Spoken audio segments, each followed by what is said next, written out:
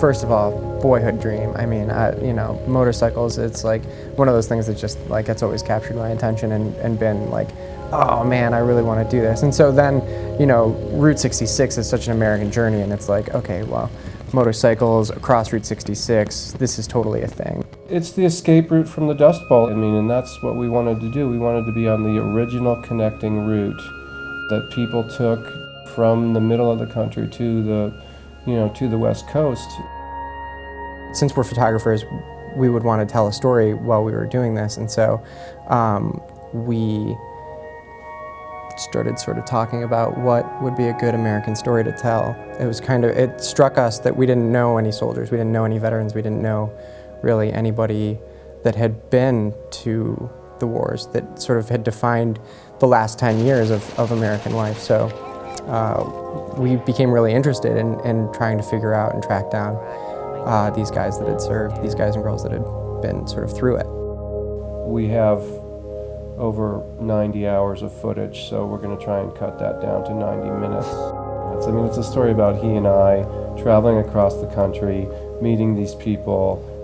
I mean, we certainly saw our fair share of shrapnel wounds, flesh wounds, but as you said, and as has been documented, we can heal those wounds. Those are pretty healable. What we ended up seeing mostly were people that had deep psychological wounds, deep emotional wounds. Just about hung myself and then got put into a mental institution. And thankfully, all of the service members in our film are doing well now. They're healing, which is the most important. That's the story I want to tell, is a story about healing, coming together as a nation. I think there's a huge disconnect between civilians and military, and we're trying to get those two populations to, greet each other and embrace each other. So we sought corporate help from the beginning because we thought, who wouldn't want to back a project about America, about veterans, about a father and son going out to search out veterans? Well, now it looks like the people that are going to help us at the end is going to be people that are interested in film, that are interested in veterans, that are interested in the family story. So that's the exciting thing, is that everyone gets to get involved in the filmmaking process now. There's something sort of wonderful about appealing to the people that you're going to end up sharing the stories with.